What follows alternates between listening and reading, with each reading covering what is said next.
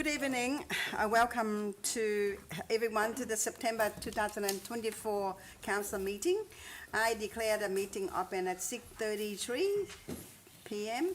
We acknowledge that we are on the traditional lands of the Kulin Nation. We offer our respect to the elders of these traditional lands and through them to all Aboriginal and Torres Strait Islander people past and present. For the mobile phone, I kindly remind everyone to switch phone off or turn to the silent. The recording of meeting proceeding, I advise the gallery that this meeting is being recorded and will be available on Council's website. All care is taken to maintain your privacy. However, your presence may be recorded. In accordance with Council's governance rule, meeting may not be photographed, filmed, or recorded without the consent of the Chief Executive Officer. I have no requests. Thank you. Apology, Councillor, any apology for tonight's meeting? No. Yep, having up there. So Lee absent, and you leave with no. The conflict of interest. In accordance with the Local Government Act 2020, I ask if any councillor have a conflict of interest in relation to any of the agenda item. Mayor, I have a conflict in regard to item 13.1. Yep, thank you, CEO. Yep. Okay. Right, so you 13.1. Thank you, Chief Executive Officer. So you will leave I will leave the room at that time. So public question time.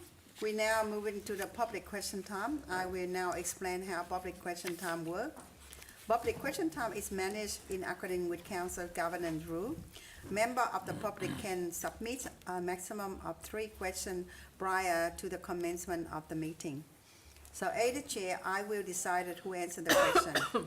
Public question time is limited to the 15 minutes unless an extension of public question time is resolved by council. Now, okay, so we will read the public question time. Council having 19 questions. Council, okay. We're receiving several questions relating to the Bluestone Laneway between Henry, Atwood and Pilgrim Street as per governance rule 52.9. These questions have been grouped with the single response provided.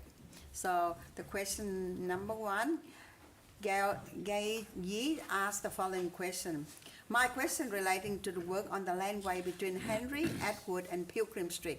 Can Council explain why the letter to residents dated 22nd May 2023 did not mention that the Pilgrim Street landway was also in scope with the planned work? The letter states the 2 landway that connected through the Henry Street. Well, the 2 landway which connect to Henry Street are in fact from James Street and Atwood Street, not Pilgrim Street. Can Council explain why this letter omits the Pilgrim Street landway? Question mark. Number 2, Council specify a neighbourhood character guideline for Seddon. The first sentence state the low-scale intimacies of the street Cowper and the sense of history will be maintained and strengthened throughout these precincts. How does replacing a Bluestone Laneway with upflow meet this statement? Question mark. 3, can Council explain their decision to use upflow rather than remediating existing Bluestone pitched laneway in the context of the contribution of upflow to urban heat island? This decision is particularly alarming given that hot summer are the certainty now due to climate change, and in Australia, heat kills more people than a bushfire, cyclone and other nature disasters combined. Another question comes from Benjamin James. Ask the following question. Number 1, can Council confirm their position on maintaining the conservation of 100% Bluestone pitched landway located in non-heritage overlay area? These landsways are important as they demonstrate the 19th and 20th century road construction and are symbolic of Footscray's past dominance of the Victorian quarry industry. Question number 2. In relation to Laneway, can council provide the cost difference between replacing with asphalt compared to reseating the existing Bluestone? Another question comes from Rachel Stephen, asked the following question. I am saddened to see the Laneway of Pilgrim Street with its Bluestone will be replaced with its asphalt, and that work have already started. Given there is a petition signed by residents who use the Laneway requesting that Bluestone is not replaced with asphalt, will council order a cease work for the Laneway until the matter is resolved? Question mark. Each Bluestone in that land is unique and would have been split and laid by hand. To replace this wheel asphalt is embarrassing. Number 2. I am a user of Laneway between Atwood and Pilgrim Street, which is being replaced with asphalt. What safety features will be utilized in the Laneway? I am worried that replacing the Bluestone with asphalt will mean pedestrians will be less likely to hear incoming vehicle, and losing the calming influence of Bluestone will lead to vehicle speeding. Another question comes from Karen Amelia asked the following question. Question number 1. Can council explain its inconsistent approach for maintaining Bluestone Laneway in non-heritage overlays? For example, a Bluestone Laneway of Alfred Street in Seddon was recently renewed by installing stormwater system, and the Bluestone pitches were mortared and reset meanwhile. The 100% Bluestone pitches Laneway in the next block will be explored over. Both Laneway fall in non-heritage overlays area. Number 2, in relation to Laneway's surface material, can council explain why they choose to pour new asphalt instead of reusing Bluestone pitches? An example are the work occurring in Pilgrim, Henry, Atwood Street, Seddon now. The Laneway is currently 100% Bluestone pitches. Could I ask the response from Director Infrastructure, Mr. Pat Jack, please? Thank you. Yes, thank you, Mayor. So I'll just start by saying that Council is responsible for the management of more than 500 laneways. The laneways being referred to in these particular questions run both parallel and perpendicular between Edward Street and Henry Street at one end, and at one end is connected to Pilgrim Street in Seddon. When it comes to maintaining, renewing or upgrading these assets, Council adopts a balanced approach that seeks to meet the broad needs of our community. This includes factors such as providing fit-for-purpose infrastructure, accessibility, ongoing maintenance requirements, heritage value, and indeed costs, noting that reconstructing only with Bluestone may cost up to 3 times more than the chosen treatment. In the case of these particular laneways, there are no heritage overlay requirements that apply to their upkeep. However, the chosen hybrid construction methodology of a Bluestone centre channel with asphalt either side seeks to balance the historical value with functionality and affordability. Okay. Thank you. Next question comes from John Chatterton, asked the following question. Vapors are a toxic cocktail. There are no suitable recycling facility in Maribyrnong for them, so they can go to landfill. The City of Casey has 3 free vapor recycling stations for public use for single-use and reusable VAP. https://recyclingnearyou.com.au/vapor. Some council area in Melbourne use Recycle Smart for recycling pickup services. Some councils pay for this service, so it is free for their residents. Will Maribyrnong Council implement a free VAP recycling program to prevent VAP from poisoning our environment?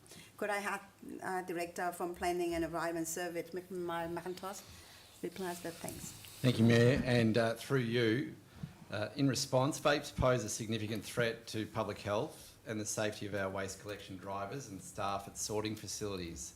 In spite of bans, vapes continue to be readily available, and without product stewardship schemes in place, they inevitably end up in our curbside bins, public bins and waterways. Due to the hazardous nature of vapes, the cost of providing recycling services for these items is high. Council is currently working with other councils and industry groups on assessing long-term management of difficult to recycle materials, including vapes. The current disposal option is to treat vapes as e-waste. However, e-waste processors have not confirmed the viability of processing vapes, and we will continue to investigate opportunities as they become available. Thank you. Now, another question comes from Tim Kendler, has asked 3 questions. A single response has been provided for question 1 and 2. So the question number 1, the condition of Summerhill Road poses a safety risk to residents. The surface is narrow and uneven. The 40-kilometre limit is inadequately signed and ignored by motorists. There are no traffic calming measures. That's why no truck sign, large truck regularly squeeze through, knocking brands onto the road.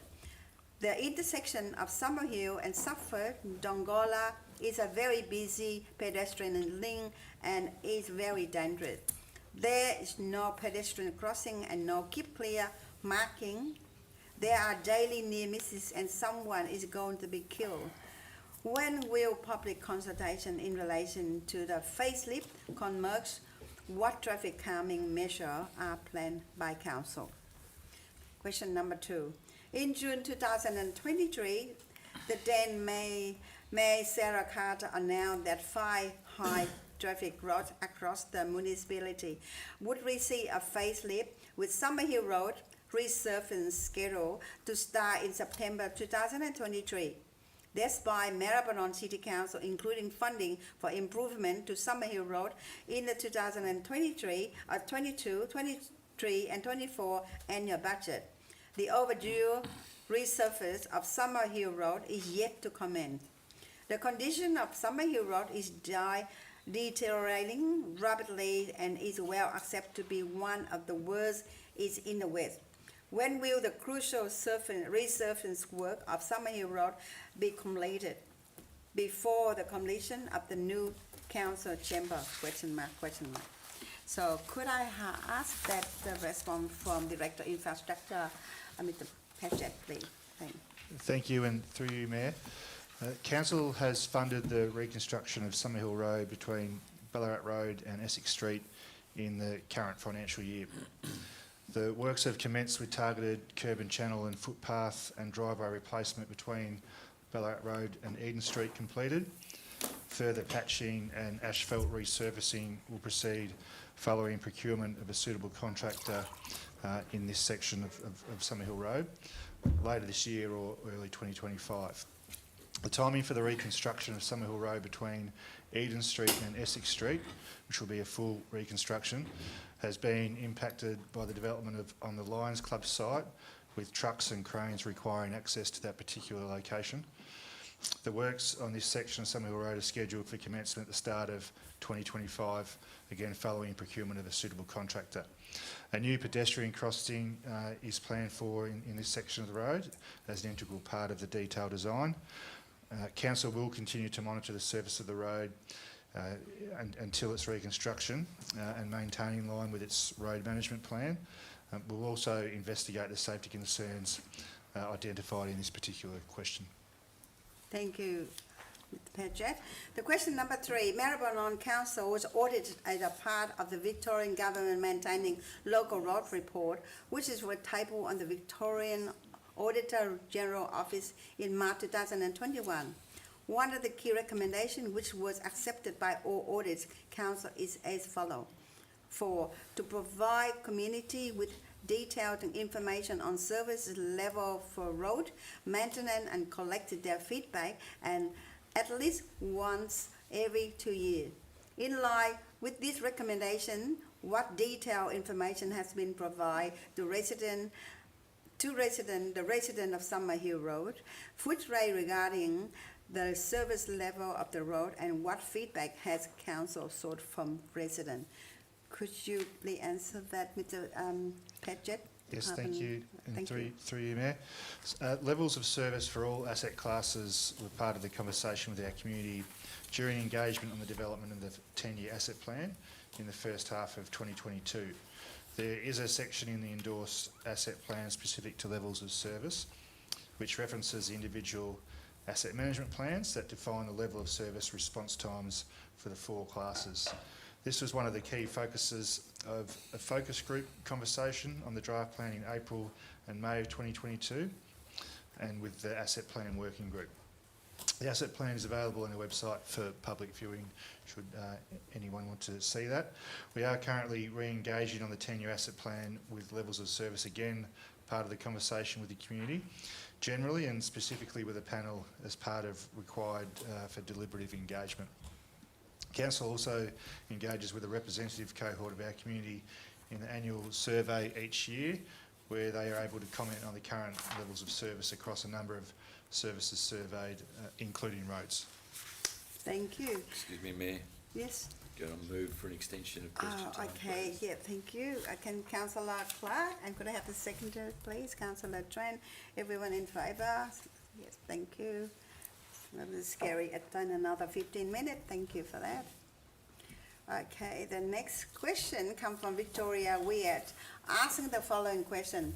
What progress has council made in addressing and protecting its residents from the adverse effect of air and noise pollution caused by industry in West Footscray? Could I have Director from Planning and Environment Service, Mr. Mike McIntosh, please? Thank you. Thank you, Mayor, and through you, Council has developed an air quality improvement plan to address the environmental concerns brought about by the poor air quality in the city and the impact on the health of the Maribyrnong community. The implementation of the plan will contribute to improved outcomes for the Maribyrnong environment and the health of residents both now and into the future. The plan is one of the first of its kind adopted by any local authority in Victoria and is available for download on Council's website. A progress report was presented to Council on the 18th of June, with the report also available on Council's website. Thank you. The next question, would the council consider rezoning industrial area in West Footscray to address the high concentration of industry in this area, improving quality of service and increasing housing availability? Would you like to answer that, Mr. McIntosh? Thank you, Mayor, and through you, Council developed a plan, the Maribyrnong Economic and Industrial Development Strategy 2011, to guide sustainable economic and industrial development in the city. The plan formed the basis of Amendment C108 to the Maribyrnong Planning Scheme. The strategy and amendment were adopted by Council at its ordinary meeting held on the 17th of November in 2015. The plan designates all industrial land into one of 2 categories, being core employment areas or strategic redevelopment sites. The strategy is consistent with Plan Melbourne, which designates Tottenham and parts of West Footscray as being state significant industrial land which are designated for employment. The strategy is also available on Council's website. Thank you, Ms. McIntosh. Good enough. Question number 3. Would council consider development of mixed access facility on Sunshine Road, Goboro, Mock, Wood Storehouse, for example, similar to the recently completing apartment complex in Spotwood? Would you like to reply to that too? Thank you. Thank you, Mayor, and through you, the industrial precinct on Sunshine Road is a core employment area and identified in Plan Melbourne as state significant industrial land. The zoning allows for a mix of industrial, commercial and creative industries, but would not allow for residential development. Thank you. Now, the last question from Ms. Christopher Sue Suarez has submitting 3 questions for this evening council meeting. The third question is in the form of a statement. So while council's governance rule allow for the provision of public question, it does not provide for statement to be made and submitted. Third question will not be read out at the meeting. So Mr. Christopher Suarez, first 2 questions as follow for the single question provide. So number 1, in regard to the bicycle strategy 2020 to 2030, why did council decide to withdraw the fund for financial year 2022 and 2023, which were needed to continue into progression of the vital Footscray to High Point bicycle path? Question number 2, one of the questions being asked in the new Integrated Transport Strategy Survey is whether a north-south bicycle path is needed. However, a north-south link plan already exists in the Bicycle Strategy 2020-2030. Why is it then the council are showing hesitation toward this project? Would you like to answer Mr. Director Infrastructure, Mr. Patchett? Thanks. Thank you, and through you, Mayor. Just to clarify, I wouldn't phrase it as withdrawal of funding as suggested in the question, but just to point that the Bicycle Strategy 2020 to 2030 is a high-level document that identified potential major projects, including a north-south cycling route from Footscray to High Point / Defence site in Maribyrnong. This is a particularly complex route, and more recently, Council approved to undertake a north-south cycling option study as part of developing the wider integrated transport strategy to determine the most feasible options. Thank you so much. So if there are no question, I declare the public question time closed. Thank you very much. Now, agenda item 6.1, confirmation of the minute of the special council meeting on the 13th of August 2024. Can I call for the councillor to move that minute of the special council meeting held on the 13th of August 2024 to be confirmed? Councillor Thomas? That council confirms the minutes of the special council meeting held on 13 August 2024. Could I call for the councillor to second? Councillor Crawford. Are there any question or point of clarification, councillor? Would the mover would like to speak to the motion? Formally moved. Thank you. Would the second would like to speak to the motion? Formally seconded. Thank you. I will put in the motion into the vote. All those in favour? Thank you. I declare the motions carry. Agenda item 6.2. Confirmation of the minute of the council meeting, 20th of August. Can I call for council to move the minute, the council meeting on the 20th of August 2024 to be confirmed? Councillor Trent? Sorry? I think that was I'll do it. Councillor you're Thomas right. or Councillor. Sorry, I thought you would. Councillor Crawford, sorry. The council confirms the minutes of the council meeting held on 20 August 2024. Thank you. Okay. Can I call for councillor the second motion? Councillor Clark. Are there any question or point of clarification, councillor? Would the mover would like to speak to the motion? Formally moved. Thank you. The second would like to speak for the motion? Yeah, thanks, Your Worship. Formally second. Okay, thank you. Now, I would move the motion into the vote. All those in favour? Okay. I declare the motion is carried. Report from the committee. Advise council there is no report from the committee to be tabled at the meeting. Agenda item 8.1. Petition, Bluestone Laneway between Pilgrim and Henry and Atwood Street in Seddon. Okay, I'd like to remind the council that it is according with the council meeting proceeded. A councillor I will read the petition text, but I'm not permitted to speak to the petition. Can I call for the councillor to move the motion? Councillor Clark. Yeah, thanks, Your Worship. Councillors, I move that Council 1 receive and notes the petition Bluestone Laneway between Pilgrim, Henry and Edward Street, Seddon, and 2, request the Chief Executive Officer to consider the petition and determine the appropriate response. Councillors, I commend the motion to you. Thank you, Councillor Clark. Could I call for Councillor to second the motion? Councillor Crawford. Are there any questions upon the clarification? I put the motion to the vote. All those in favour? I declare the motion carried. Agenda item number 9.1, in principle approval of the performance and financial statement for 2023-2024 financial year. Could I call for Councillor to move the motion in regards to the item agenda 9.1?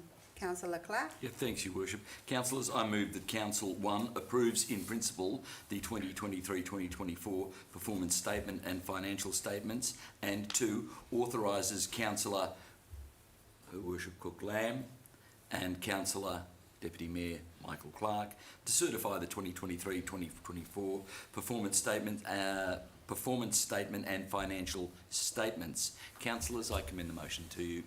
Thank you. Okay, could I call for Councillor to second the motion? Councillor, who's first? Crawford. Councillor Sorry, Crawford. Yep, sir. Can I just ask, Your Worship, I do beg your pardon, Councillor Crawford, did you wish to be one of the authorising? I don't mind. I'm happy with the motion. This is your last. It's okay. I've done it You before. sure? Yeah. Thank you. No worries. No. I move the motion as articulated, Your Worship, So, as is me and you. yeah, Yeah. Thank you. okay. Would the mover would like to speak to the motion? Questions? Sorry, Oh, no. Councillor. I think I Oh, just. Councillor you Crawford. Okay. Any, a question upon the clarification? Yes, Your Worship, if I could, just a couple of questions. And through you, Chief Executive, and I think this would go to Mr. Connor, I think, just in relation to the working capital ratios, my understanding, have you got the working capital ratios as an indicator of our performance? Through the Mayor. Yes, in the statements, you'll see in the performance statement, the liquidity ratio is listed in there as part of the performance. 360.15%? That's correct. That is correct? Yes. And follow-up question, Your Worship, thank you, and I will take it on notice that you've got this, that in terms of the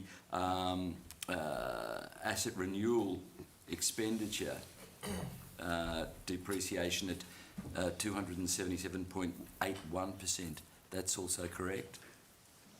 Through the Mayor, that is correct, Councillor. It's also in the performance statements Yes, as well. thank you. Just again confirming the extremely strong position that this council finds itself in according to the Australian accounting standards ratios that are public knowledge. Thank you, Your Worship. Thank you.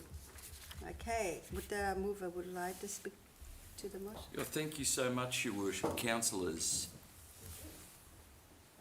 the performance statement being considered this evening, councillors, is very much in accordance with the Local Government Act 2020 and the reporting requirements.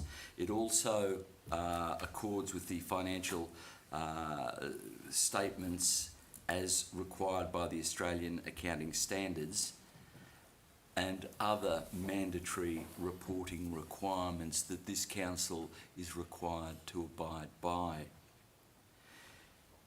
Councillors, I am going to take a moment here because quite simply the statement really indicates what a remarkably solid financial position this council finds itself in. Councillors, we're able to cover all costs, all liabilities, all employee provisions and all carry forward projects. As I've asked councillors about the ratios, the capital ratio of 360.15% is an indicator of a remarkably strong financial position.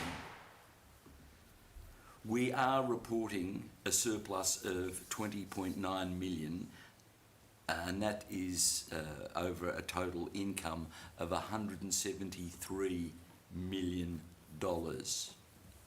After adjusting for one-offs and, of course, our non-recurrent items, our income statement sees an underlying surplus of some $10.535 million, and we have an adjusted revenue of $163 million. This is a remarkable result, councillors, in one of the most trying financial periods not just this state but this nation has had to endure.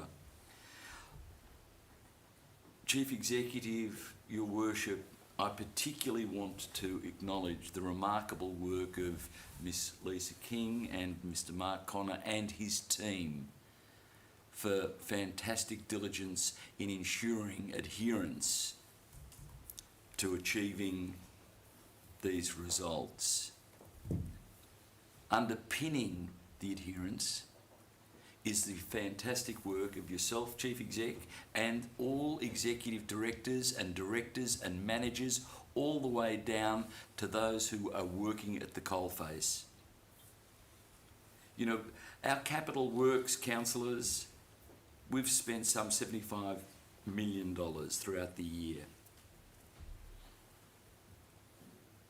We continue to have to deliver services based on income that mainly comes from rates.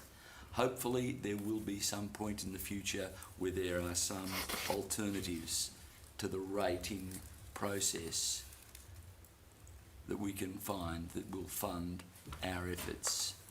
We are a $200 million odd organisation, councillors. We have over $1 billion of assets under our control. We are one of the strongest financially viable councils in this country today. Have no illusion.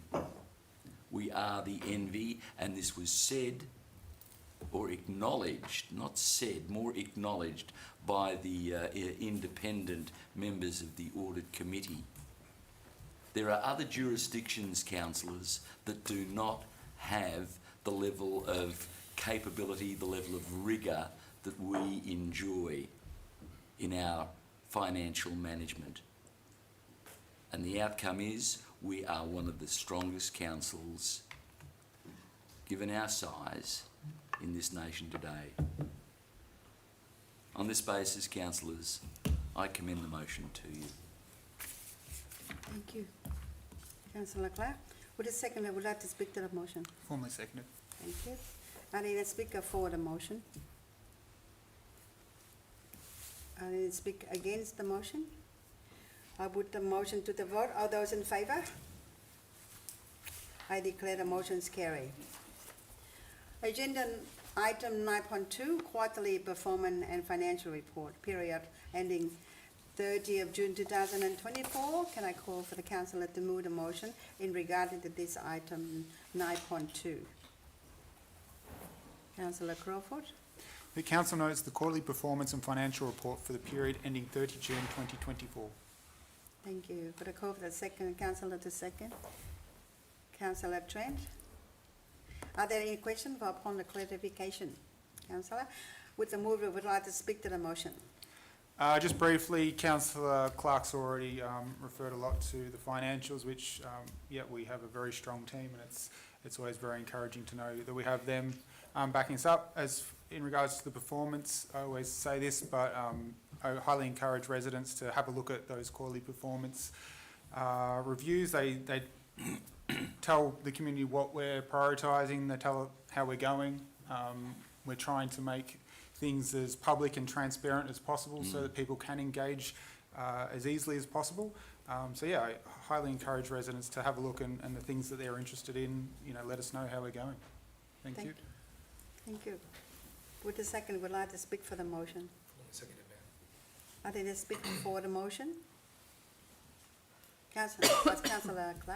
Oh, no, Councillor O'Hara. I mean, really, just to emphasise the points already made by Simon, but I did want to, in that context, also just ask really more of a question. I noticed that in the background, we note that the favourable position in employee costs is offset by the unfavourable forecast in agency contractors. I'm just wondering to what extent, I imagine that has been a pattern ongoing, and I'm wondering if there's been any sort of strategic thinking around that in terms going forward in terms of agency contracting vis-a-vis hiring. That's a question. I could answer that. The CEO would like to answer that, thanks. Thank you, Councillor, and through the Mayor. Yes, absolutely. We have, in fact, reduced this year already the number of agency contractors. Agency contractors are not our preference. Our preference is to attract and employ suitably qualified and experienced staff. Sometimes we can't get them, and particularly in the area of construction and many people moving to big build projects. So we can't always compete with other levels of government and the salaries that are paid, but it is our priority, and I have set a target for the ELT this year to reduce our agency staff right down to, so we have a target there, and we'll certainly be following that through, Councillor Hawkera. Thank you, CEO. Councillor Clark. would you like- Thanks, thank Your you. Worship. I just want to say, councillors, whereas I think it's been appropriate to acknowledge the tremendous work of the Chief Executive Officer, the ELT, and in fact the entire workforce that has really committed themselves to improving the lot that we have in this great city of ours. Can I also just acknowledge, Your Worship, all councillors, including the late Councillor Carter, for the last 4 years, and the financial management that has been embraced by all councillors.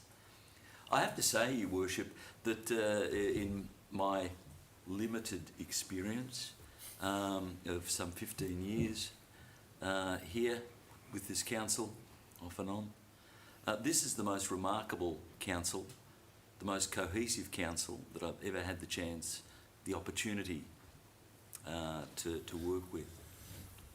And it's not just a case of capability, Your Worship, it's also capacity to understand the issues, capacity to address the hard questions when it comes to the financial management of this city. Every single councillor, has done nothing but give 100%. I've seen that. Your Worship, I commend the motion to you. Thank you, Councillor Clark. Any other speaker for the motion? I would like to... I second that. The best CEO we've ever had. Thank you, Mrs. Thank you, Mrs. Come to water Anderson. out. Put a water Someone out. control that gallery. Okay, thank you. Who's that? Who's that woman? Goodness gracious. Thank you. Excellent councillor. Very happy to have you. Thank you.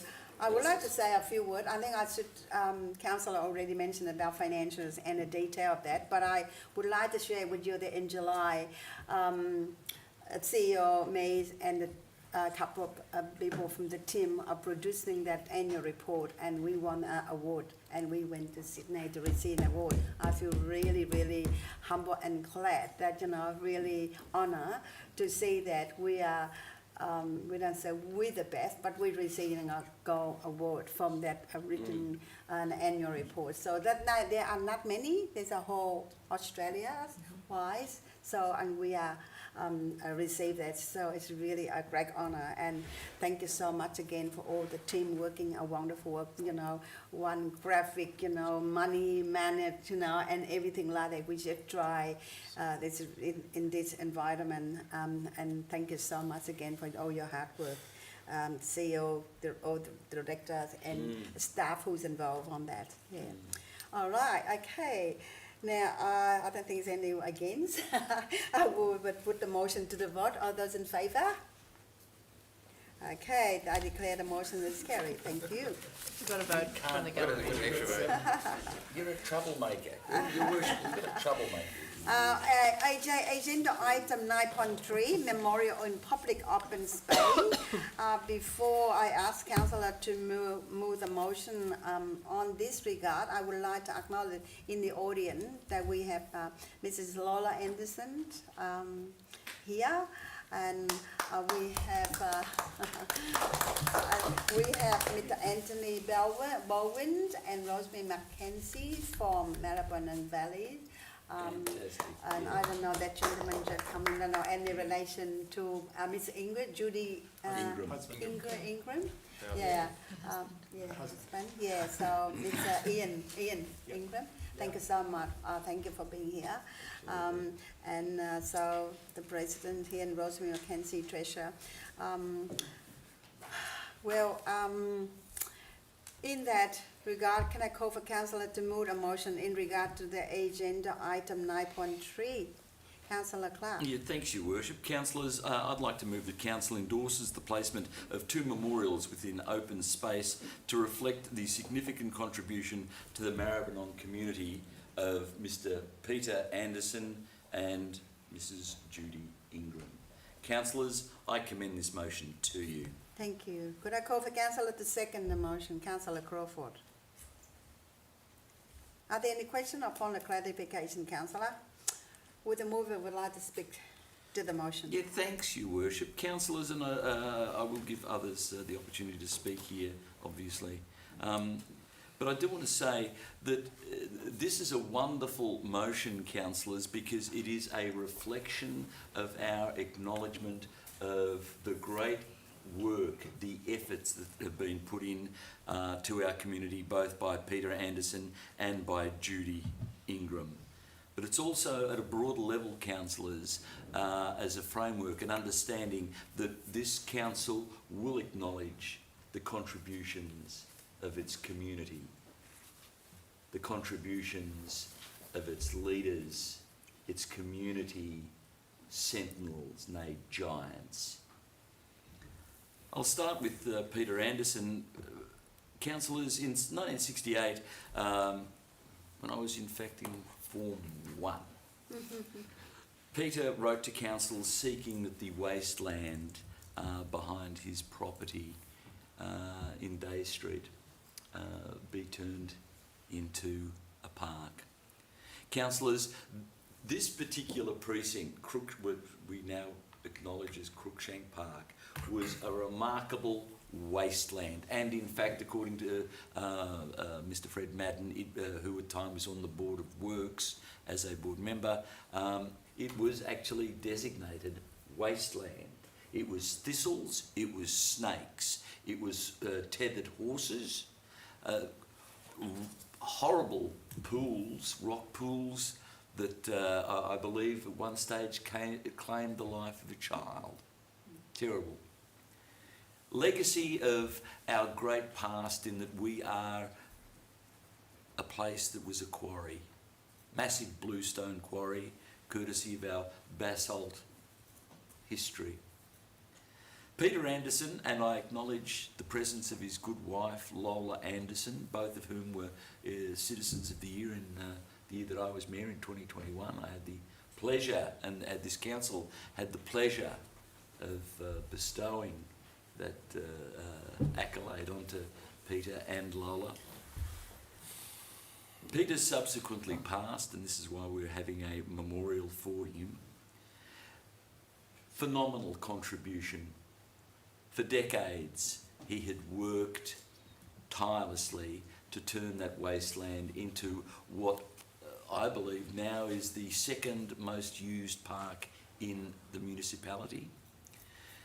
Phenomenal spot, 20 over 24 hours off-lead dog walking. It is a communal palace, a green palace, really, compared to what it was. A wonderful example of what can be done with conscious effort, concerted effort. What can be done when there's a partnership between the community and council. So in acknowledging the great work of Peter Anderson, we will put forward a memorial as requested by the Friends of Crookshank Park and as wished for by this council. Michael, I've got a photo here of the gazebo that Celia has thought would be very nice for council for, I admit that, to be going at the Tuppen Street. And a nice barbecue would be good too. Thank you, Lola That's Anderson. cheeky, Lola. She knows what she wants. In relation to our second recipient of a memorial, I want to say Judy Ingram. What an absolute hero this woman has been. The Friends of Maribyrnong Valley formed in 1986 and very much worked to protect the environments of our valley and that parkland. And Judy was absolutely instrumental in countless hours of effort. For 2 decades, she was the member and president of the Friends of the Maribyrnong Valley. For those of us who have walked, well, as Peter Somerville would say, I think the beat of the municipality, the boundaries essentially, doing that, trying to follow the boundary of the municipality, going up the Maribyrnong Valley and seeing the outcomes of the remarkable work of the Friends of the Maribyrnong Valley. It has transformed what was an industrial wasteland. Let's be clear here, councillors. Our city was part of this nation's industrial backbone for generations. But it did come at a cost. We lost so much of our natural history. And who was up there to restore it? Who has left a legacy, not just for us and our children, but for our children and those who will come after us for eons? Judy Ingram. She wouldn't have thought that we were going to acknowledge such a fantastic contribution, because she was a humble woman who just did it. And she did it for no other reason other than she thought it was the right thing to do. I tell you, the few times I've met Judy Ingram, she left a mark. She was gorgeous, she was committed, and she is a member of our community. The memorial for both Judy and for Peter is a small way we can acknowledge the fantastic contribution of these two people. Councillors, I commend the motion to you. Thank you, Councillor Clark. Would a second would like to speak for the motion? Yes, thank you. I won't repeat everything Councillor Clark's already said, but I will just, I guess, share my personal experiences. Well, I didn't know Peter in his heyday, I guess, but certainly in his last few years, he was always, a kind, warm person, always very welcoming, welcoming into his home, as yourself, of course. And, just hearing about all the great work that you two have done over the decades, it's just so inspiring. So, I know you're proud. You don't need me to tell you that you should be proud, but you should be proud. You've done a great job. And for me, I'm really glad that we had the opportunity to reward yourself and Peter with the Citizen of the Years. That was probably long overdue, but very well deserved, and more than happy to recognise Peter for his efforts. I did suggest to Lola that we just change the name to Anderson Park instead, but Lola's too humble for that, and I think she's too clever as well, because she's getting a gazebo and a barbecue out of this as well. So. And a barbecue. Don't forget that. She snapped that barbecue at the end, so love your forget work, the Lola. You just keep on getting better every day. You just keep on going. It's great. It's a lovely park. People love it. People would stop me and say, thank you very much. When we had the virus the CEO then, he would have closed it down. It was just so packed. And people have said to me, if we didn't have that and the little garden that I had behind my place, they would have gone in. They said it was their lifesaver. And people stop me now and say how much they love Cruikshank Park.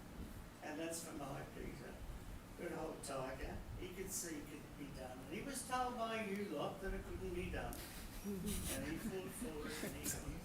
Yeah. He did. Although 1969, 71. And I've got the original plan here, if you want to have a look at it. The Dieter Havik drew, who was the landscape gardener who did Cruikshank Park. And they're all Australian natives in that park. And at the moment, it's absolutely beautiful with all blossom. The goal, there's about 10 different wattles in that park. And it's and Martin, our park ranger, don't tell him. We planted 500 plants the other week. Yes. We've got enough trees. The trees we planted in 1979, September 25th or 26th, we planted all the biggest trees that are in that park. But now we're doing all the little ground covers, and Martin's done a brilliant job with Cruikshank Park. And the community, they just love it. They really do. Yeah. Yeah. So we're very lucky to have old Tigey, who had the, to see that that could be done. And it is lovely. Yeah. If I Thank you. just talk about Very Judy as much well, if I can. for your support as well. Yeah. Absolutely. Okay. Very welcome. Thank you. And if I may mention Judy as well, Ian, thank you, and to the other friends as well. Thank you for coming tonight, Ian. I had the pleasure of meeting Judy about 12 years ago. I went along to a Friends of Maribyrnong Valley meeting, and I was really inspired by the work that they were doing, so I joined up, and then a few months later I started running for council the first time, and I put in there that I'd joined the Friends of, and suddenly Judy's on the phone, like, who are you? Why are you saying you would join the Friends of Maribyrnong Valley? I'm like, because I did. And she's like, did you? What's your name? Simon? Oh, yeah, sorry, you did. Judy was, she was onto everything, making sure, keeping everyone honest and to the mark. And the thing that inspired me most about Judy is she had her health limitations, especially in the last few years. But, she knew her strengths and she made the most of them. And yeah, she's just such a champion for the community. I mean, and she would have been a very worthy Citizen of the Year for this city. But yeah, I just love the work that Judy did. She's always there, and yourself, and you're always, supporting that supporting role for Judy. So she wouldn't have been able to do what she did without you. So you should be just as proud. But yeah, both very worthy recipients of these memorials, and I'm proud that council can acknowledge the work that both Peter and Judy have done, but also your good selves at the same time through them. So congratulations and thank you. Terrific. Thank you, Councillor. You want to know how Judy got started? Yeah. Yeah. Okay. We lived at Kings Road, Northern, which is one side of Delahaye. On that other side of huge big property, I think it owned by the ABC years ago. So I took over. Every summer when there was a north hot wind, cassock weed would be blown by the millions from one side to the other. All those water tanks and the fences and people's front yards, even my backyard and front yard was full of them. You couldn't burn them. You had to pack them in bags. And the Brisbane Council came and got about 15 of them. 15 bags of cassock weeds pushed into a plastic bag. This is how Judy got started. Yeah. And she bought that wall. And she got onto Broadcast Australia, who owned the property at the time. They probably still do. But Judy was on the phone to them and Greenbank. She actually phoned someone up in Canberra. Canberra, would you believe it? Canberra! Like King City. Mm.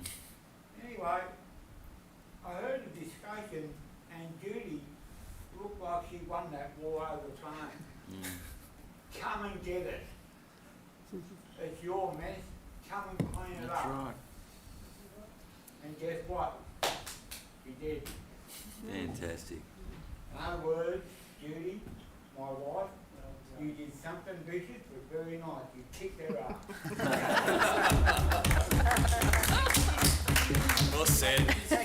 Well said. Fantastic. All right, thank you so much for your sharing. Any other speaker for the motion? I would like to say a few words regarding about Peter. Peter is unbelievable. He's really come to citizenship ceremony all the time, whenever, regardless his health, he's been there. He's and Lola, so they all couple been there, and so everywhere that he would like to come, or any council function, he would love to be attend, and he, he's really love the council and want to support with that. And I was so privileged to have such people like Peter. And Judy, I met her, was a lady with environment protection, tree planting, and that's why she's always like that, and always regardless she's tired or she's exhausting, then she still keep talking to you and smiling at you, so, and talk to you about that, how she feel and what she would like to be done. So thank you so much for being here today, Lola and Ian, and other member of the committee. Thank you so much. Yeah. Okay, now would I put the motion to the vote? All those in favour? I declare the motion's carried. Congratulations to all. Thank you. Agenda item 9.4, proposing relocation of Yarraville Library. Can I call for Councillor to move the motion in regard to the agenda item 9.5 for Councillor Clark? Yeah, thanks, Your Worship. Councillors, I move that Council 1 resolves to relocate the Yarraville Library branch from Wembley Avenue, Yarraville, to the Bradmill precinct at 341 to 351 Francis Street, Yarraville, and 2, refers the proposed capital and operating expenditure impacts for consideration in future budgets. Councillors, I commend the motion to you. Thank you, Councillor Clark. Could I call for Councillor second the motion? Councillor Trent. Are there any questions or point of clarification, Councillor? Would the mover like to speak Yeah, to the motion? Thanks, Your Worship. Councillors, firstly, I want to acknowledge the fantastic work by the library staff currently operating out of the Wembley Street facility. The Wembley Avenue facility. They continue to do a phenomenal job, but it's in the context of working in an environment that quite simply is far too small. Put simply, councillors, demand outstrips supply. Councillors, we actually have a responsibility here. We are in the process of seeing the redevelopment of the Bradmill factory site. There will be significant additional housing on that site. With that housing, we can expect families that will have needs around learning. Libraries are no longer councillors, libraries of old, libraries of the past. They're not just repositories where books are held. Libraries are now learning hubs. What we're proposing here, councillors, is an extensive redevelopment of what will be a massive learning hub, and it will be delivered much sooner than any other upgrade approach that we look at library services for for the southern end of the municipality. And that is just the reality of it. We have a responsibility here, councillors. In a very short space of time, we're going to be seeing literally thousands of additional people come into what was a moribund, a decaying factory site. It's part of our commitment to seeing more housing made available.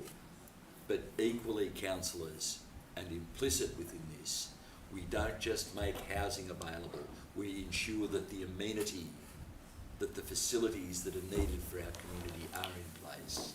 This library represents council's contribution to ensuring that those facilities are in place to meet the needs of an ever-growing community in the sky, the Seddon, Kingsville, Yarraville precinct. Councillors, I commend the motion to you. Thank you, Councillor Clark. For a second, I would like to speak to the motion. Very briefly, Your Worship, I believe Councillor Clark has said all this needs to be said. For the community's benefit, you'll see that there has been some quite extensive community engagement. This isn't just a council plan that's come out of thin air. There's been a large amount of engagement with yourselves, and we appreciate all the feedback we've got, especially as Councillor Clark has said, libraries aren't just about borrowing books anymore. It isn't just for library books, it's a library for laptops, for ideas, for technology, for skill development and the like. The library we sit in today houses a whole variety of different programs which benefit a whole diverse user base, whether the old or the young, the bilingual, the trilingual, the polyglots, or merely those who can speak one language. They're there for community use. This particular precinct is going to see mass development, especially in respect of the Brad Mills site. We want to ensure that our amenities, as Councillor Clark has said, keep up pace with it. And we've seen that, we've seen what you guys have said, we've seen what the community has said, that it's about relocating and rebuilding because you need something a lot larger for that ever-growing community, and more importantly, something that's catered towards that particular demographic, that particular cohort. We're hearing you, we're seeing you, and we're acting on those responses. So thank you so much for those who did engage, and we hope that you continue to be engaged with us as we proceed with this particular process. I endorse the motion as is, Your Worship. Thank you. Are there any speaker for the motion? Councillor Hawke. I think, look, I won't make the general points that have been made. I wanted to make a more specific, maybe also more general point for reflection, really, for council, or certainly incoming council. The expansion of this library facility, not just the library facility, but the community spaces that are going to be provided at Brad Mill, come largely as a result of the community infrastructure levy, which is made possible when you have such a big development. But I think it should cause some food for thought for us, because when we're looking at, well, first of all, look at it as a contrast to the Josephs Road precinct, which was forced through, so it's not our problem. This was forced through by the Guy government, where I presume a lot of that did not apply. And certainly when you look at the lack of similar services, such as library, community services, I mean, the contrast is stark. But it's also worth reflecting going forward. And I think worth reflecting on potential advocacy point here for council, or at least for the new council, around uncapping that community infrastructure levy, given that if we're looking at a doubling, at the moment that's capped at about $1,100, give or take. It goes up a little bit every year. But if we're looking at doubling our dwellings, which is what the state government is asking of us, we're not going to be getting facilities like this unless that community infrastructure levy is at least expanded, if not uncapped, and council's given more room to move and negotiate that. So we get the sort of great facilities that Brad Mill's going to get. It's fantastic, not just the library size, but the community space and so forth. We're not going to be getting that with the extra, whatever it is, 49,000 dwellings, unless some real effort is put into expanding, at least maybe uncapping that community infrastructure levy. That's it. Well said. Thank you. Fully agree. Fully agree, Councillor. Any speaker for the motion? Any speaker against the motion? I now put the motion to the vote. All those in favour? I declare the motion is carried. Agenda item 9.5, Cowper Street Capital Improvement Project Contract Variation. Can I call for councillor to move the motion in regard to the item Agenda 9.5. Councillor Trent. Thanks, Your Worship. As per the officer's recommendation, that Council 1 authorise a variation of contract number 1256-24, Cowper Street Capital Improvement Project, to allow the total contract sum to be increased from $6,908,909.64, excluding GST, up to $9,801,909.64, excluding GST, and 2, authorise the Chief Executive Officer to approve variations within the budget, if required, above the current delegated total cumulative value of $750,000, inclusive of GST, for contract number 1256-24, Cowper Street Capital Improvement Project. Thank you, Councillor Trent. Could I call for Councillor to second the motion? Councillor Clark? Are there a question or point of clarification? Councillor Wood the mover would like to speak to the motion. Fully moved. Would the second would like to speak for the motion? Just to very briefly to say, councillors, I think we're very clear that we're not increasing the level of funding because we feel it's a nice thing to do. Latent conditions have demanded that this occur. It is part and parcel of being a precinct that has a strong industrial history that perhaps wasn't as regulated or monitored as well as we might do if we were in control at that particular point in time. Thank you. I commend the motion to you, councillors. Thank you, Councillor Clark. Any speaker for the motion? Any speaker against the motion? I will put the motion to the vote. All those in favour? I declare the motion is carried. Agenda item 9.6, Footscray Park Advisory Committee. Could I call for Councillor to move the motion in regard to the agenda item 9.6? Councillor Crawford. That Council 1 appoints the following community representatives to the Footscray Park Master Plan Advisory Committee: A. Jonathan Baker, B. Lloyd O'Hanlon, C. Marika Gengler, D. Joyce Watts, E. Anna Matasic. 2 notes that a representative from each of the stakeholder groups identified in the terms of reference will be appointed to the Footscray Park Master Plan Advisory Committee, and 3 notes that a councillor representative will be appointed when council law committee and advisory group appointments are considered in late 2024. Thank you, Councillor. Can I call Councillor to second the motion? Councillor Thomas. Are there any questions or point of clarification, Councillor? The mover would like to speak for the motion. Yeah, firstly, just to, I guess, clarify, so I know we've received some correspondence from the Friends of Footscray Park about the terms of reference. That's not actually something that we were considering tonight, so it's not really something that we can incorporate, but my advice would be to, talk to the incoming council about those concerns, and yeah, anything's possible with the new council. They've got 4 years to work things out, and also this group will be able to provide recommendations and suggestions if they have it for their terms of reference. So opportunity is not lost, it's just going to have to be postponed a little. Otherwise, thank you to officers for bringing the recommendation to us. They've done a lot of work to make sure that we've got some good people on the committee. So I know some of those names, not all of them, but I have no doubt that they'll get us a really good start with moving forwards further with planning for Footscray Park, which is a massively important part of our municipality. So we've got to make sure that we do it well and that we communicate it well, because we know there's a lot of people that are very passionate about this park. So we're going to try to be as clear and transparent about everything that we're doing moving forward. Mm-hmm. Thank you. Thank you, Councillor Crawford. Would the seconder would like to speak for the motion? Yeah, thanks. Only, I guess, to reiterate what Councillor Crawford has said about, we hope that, this will kind of reset things, I guess. There's 13, I think, people on the stakeholder group. It's a wide, I'm pretty sure it's wide enough to sort of capture all the interest in that there is in the community from the park. And yes, just support, the idea of those issues that the Friends of Footscray Park have raised with councillors today. I'm hoping that their representative will bring those for discussion to the wider group so that their ideas are not lost. So, Yep. thanks. Thank you, Councillor Thomas. Are there any speaker for the motion? Are there any speaker against the motion? I will put the motion to the vote. All those in favour? Okay, I declare the motion is carried. Agenda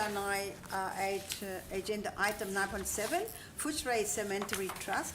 Could I call for Councillor to move a motion in regard to agenda item 9.7? Councillor Clark. Yeah, thanks, Your Worship. Councillors, I move that Council, as the trustees for Footscray Cemetery Trust, resolve to 1. Endorse the abstract of accounts for the 2023-24 financial year in accordance with the Cemeteries and Crematoria Act 2003 as shown in attachment 1, and authorise the document to be duly executed by 2 members of the Trust and the Trust Secretary, and 2. Note an increase to fees and charges for Footscray Cemetery by 3.8% as advised by the Department of Health and Human Services in accordance with the Cemeteries and Crematoria Act 2003. Councillors, I commend the motion to you. Thank you, Councillor. Could I call the Councillor to second the motion? Councillor Trent. Are there any questions or point of clarification, Councillor? Would the mover would like to speak to the motion? Formally moved. Would the second would like to speak for the motion? Formally seconded. Okay, now I put the motion to the vote. All those in favour? Okay, I declare the motion is carried. The agenda item 9.8, Governance Report, August 2024. Could I call for Councillor to move a motion in regard to agenda item 9.8? Councillor Thomas. That Council notes the August 2024 Governance Report containing the record of informal meetings of councillors and councillor delegates' reports, which will be made available on Council's website for the term of the current Council. Could I call for Councillor second the motion? Councillor Clark. Are there any questions or point of clarification, Councillor? Would the mover would like to speak to the motion? Formally moved. Or the second would like to speak for the motion? Formally second. Okay, thank you. Now I put the motion to the vote. All those in favour? Declare the motion is carried. Not to the motion. Agenda item 10.1, not a motion 2024/11 road and pedestrian safety on Hopkins Street. Can I call for Councillor Hokera to move noted of motion 2024/11 road and pedestrian safety on Hopkins Street? Councillor Hokera. Thank you, Mayor. Motion that Council acknowledges the safety concerns regarding the stretch of footpath on the southern side of Hopkins Street between Moreland and Whitehall Streets. The extreme narrowness of the footpath, lack of an indented bus stop and extremely tight space at the Whitehall crossing lights makes this an especially dangerous stretch for pedestrians. A fatal accident has already occurred in this space and children from the adjacent primary school have to daily negotiate these dangers. 2. Notes that in correspondence with the school, the Department of Transport has declined to negotiate the possibility of buying some space from the adjacent primary school to widen the footpath and build a proper indented bus stop. 3. Acknowledges the support of the Minister for Roads and Road Safety for the speed reduction on this section of Hopkins Street. And 4. Urges the Minister for Roads and Road Safety to direct the department to give further consideration to the possibility of widening the footpath and adding an indented bus stop in this location. Your Worship. Call for a second. Okay, thank you. Okay, could I call for Councillor to second the motion? Councillor Thomas. Are there any questions or point of clarification, Councillor? Would the mover would like to speak for the motion? Yes, thank you, Mayor. Briefly, I think probably all councillors here are aware of the safety concerns. We've had much discussion around the safety concerns in that stretch of Hopkins Street, and as the motion acknowledges, we're very happy and supportive of the move of the Minister to have very promptly actually moved on reducing the speed limit in that very difficult and dangerous stretch. This motion, though, refers specifically to the problem surrounding on the southern side of Hopkins Street of the footpath. Probably many of you, if not most of you, have walked that footpath. It's literally as wide as this table. And when people get off the bus, usually in big numbers, because funnily enough, a lot of people live in Joseph's Road precinct, they literally have to sort of push each other to the side because you cannot mount more than one person onto the footpath. Never mind the problem that we have on that footpath with cyclists who who like to live and get on the footpath understandably because you don't want to cycle on that part of Hopkins Street, even with a 40 limit. So between people getting off buses, cyclists trying to survive, and prams, a lot of prams because of St Monica's there, which is sort of the issue being addressed in this motion. It's a particularly dangerous spot, and of course that's attested to by the death. Probably, I think the only pedestrian death we've had certainly in the last couple of years, and it was in that spot. I might be wrong on that, but yeah. No, there. Yes. So anyway, there has been discussions, negotiations with the support of council officers between the school, the Archdiocese, which of course is responsible for the school, and the department in correspondence, trying to negotiate some possibilities there. Based on the school potentially giving over, effectively it would be gifting land, I believe, although what this motion addresses is not detail in that regard, but simply hopes that we can, that the Minister can urge the department to reopen the conversation. That's all that it's really asking for. As the department, in correspondence with the school, negated the possibility of increasing or widening the footpath, assuming that what was on offer was not significant enough, i.e. they were thinking that what was on offer was only a 50 centimetre increase on the footpath, but in fact it may be, only may be, that the school might be willing to provide enough land for an indented bus stop, and that would be quite a fundamental change in terms of the safety situation there. So really it's simply an advocacy ask that the Minister direct the department basically to reopen that conversation and see if something is possible. As I said earlier, I'll finish on this point, this largely came out of some great, very productive conversations between council officers and our responsible council officers and the school in regard to possibilities there. That's it. Thank you, Councillor. Could the seconder would like to speak for the motion? Formally second. Thank you. Are they and speak for the motion? Are they speak against the motion? Now I put the motion to the vote. All those in favour? I declare the motion is carried. Nice word. Thank you. Agenda item 10.2, not of a motion 2024/12, counting the LGBTQIA+ community in the census. Can I call for Councillor Bernadette Thomas to move not a motion 2024/12, counting the LGBTIQA+ community in the census? Excuse me, Your Worship, can I ask a question prior to the motion being put of Right. the mover?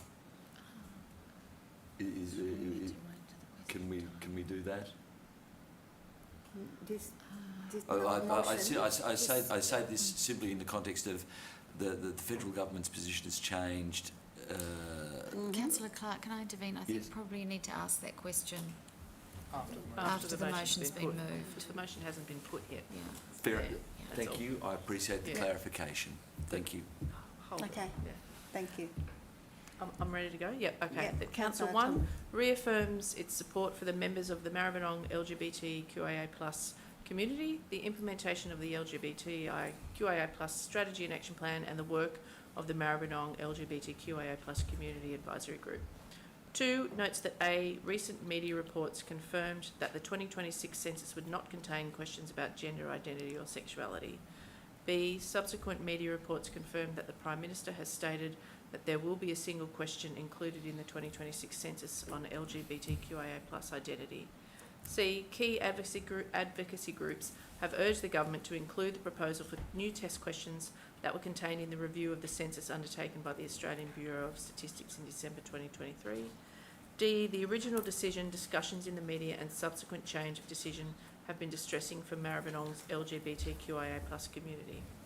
3, through the Mayor, writes to the Honourable Anthony Albanese, Prime Minister, and the Honourable Dr Jim Chalmers, Treasurer, urging them to listen to the voices of the LGBTQIA+ community and include a range of new test questions as determined by the Australian Bureau of Statistics of gender identity and sex characteristics to enable the LGBTQIA+ community to be counted in the 2026 census.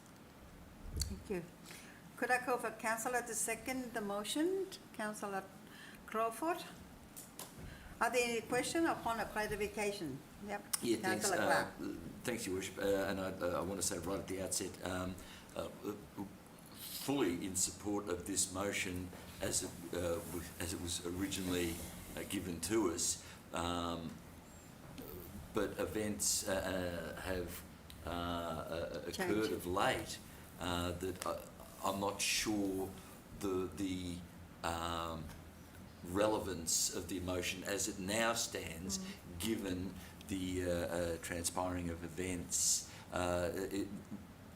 Councillor, would you like to amend the motion even? Look, I've had to think about that, and it's what I can see is that it's still not 100% clear that the focus, particularly on people with the questions around sex characteristics, hasn't been kind of bedded down. I think there's still some disquiet, shall we say, in the rainbow community about, like, part of their questions have been satisfied, I think, or their requests, but the other part is still a little up in the air about exactly how the questions will roll out. So I did think about should we change it, but I actually still think it's not confirmed enough to satisfy those questions that the community has been asking. I see your logic. I hear your logic. I agree with it. Yep. Yeah. Happy to support it. Thank you. Thank you. Okay. Would the mover like to speak to the motion?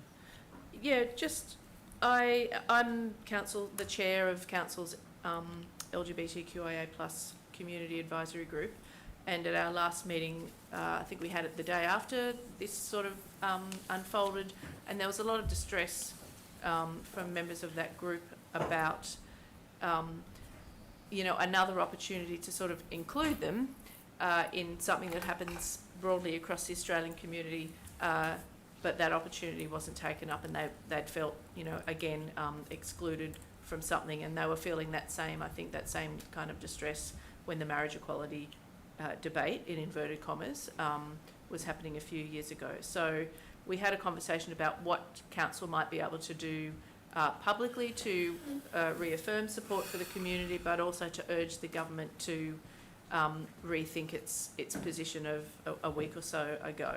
And as Councillor Clark says, happily things have shifted, but I'm not sure that it's shifted quite to the point where we might say let's not write to the Prime Minister and the Treasurer as proposed.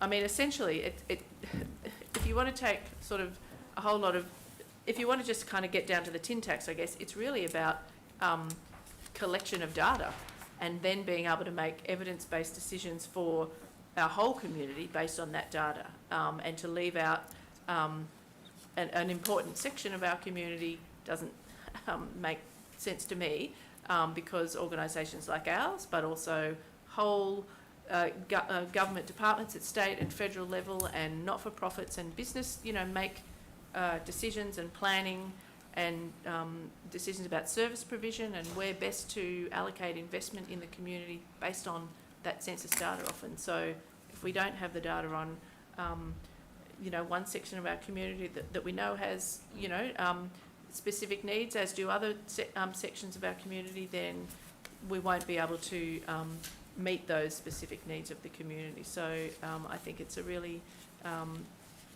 it's probably long overdue, I think, having these questions in the census, and hopefully by 2026 we will have the right questions in the census to gather that data and then be able to make those decisions for our community. Thank you, Councillor Thomas. Would the second would like to speak for the motion? Formally seconded, thank you. Okay.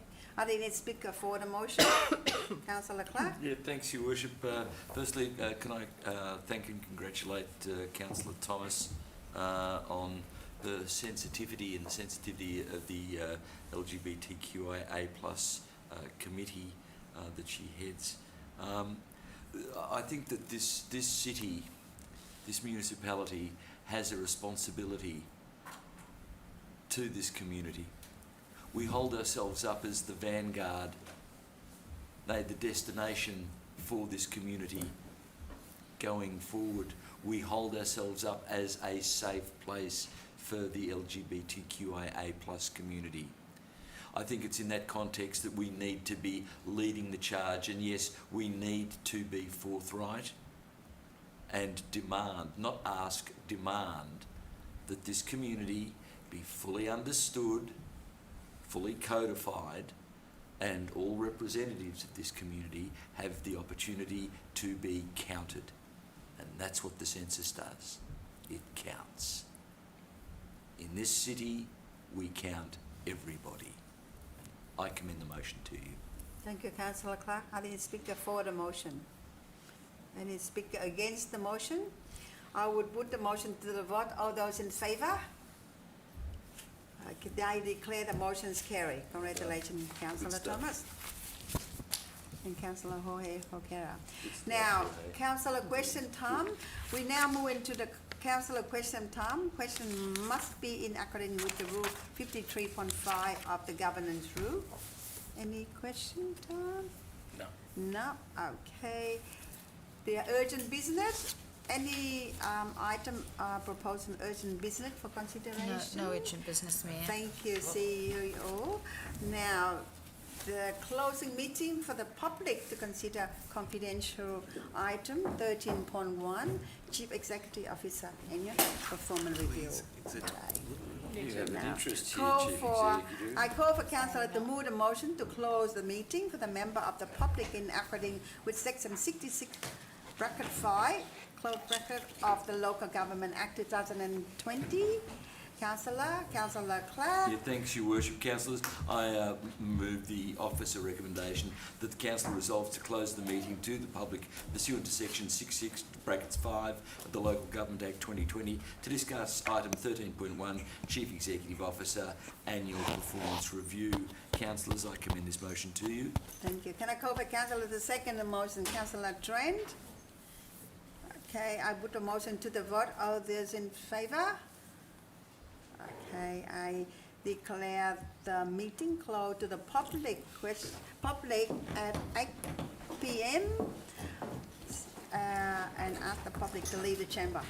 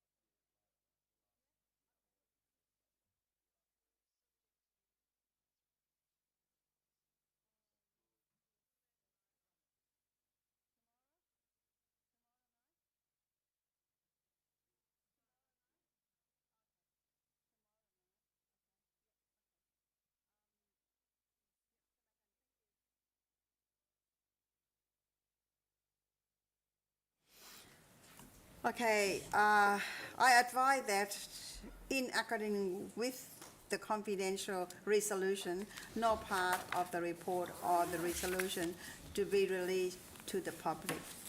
And I declare the meetings closed at 8:05 p.m.